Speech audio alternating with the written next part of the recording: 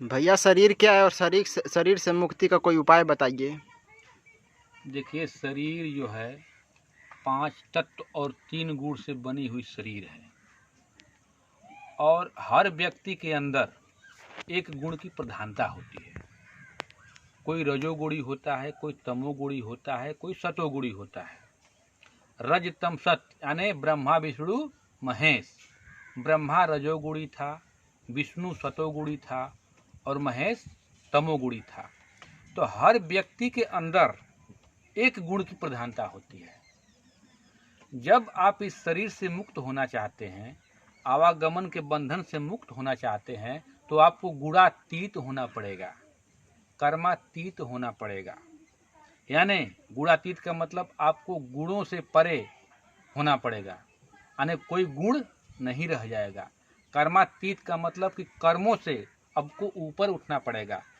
कर्म चाहे अच्छा करें या बुरा करें, फंसाएगा दोनों।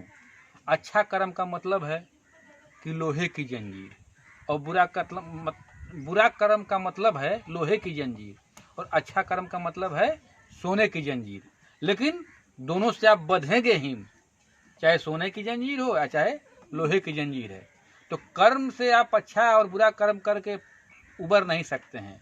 आपको कर्मों से ऊपर उठना पड़ेगा और गुणों से ऊपर उठना पड़ेगा।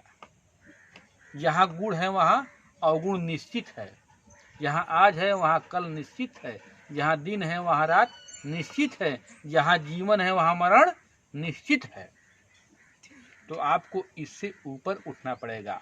आप नहीं मरते हैं, ये तो शरीर मरती है, और शरीर का स्वभाव है आना जाना, और ये आत्मा का शरीर से बहुत बड़ा लगाव है, इससे बहुत बड़ा प्रेम है इससे। इसको आत्मा छोड़ना नहीं चाहती है। और ये दुनिया संसार आपका बनाया हुआ है।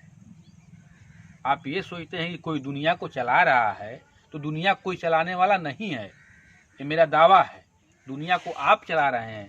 यानी आपका मतलब कि आप जैसे इंसान ही इस दुनिया को चला रहे हैं, जो चाहे वो कर रहे हैं। लेकिन आप समझ रहे हैं कि दुनिया कोई और संचालन कर रहा है। कोई संचालन करने वाला नहीं है।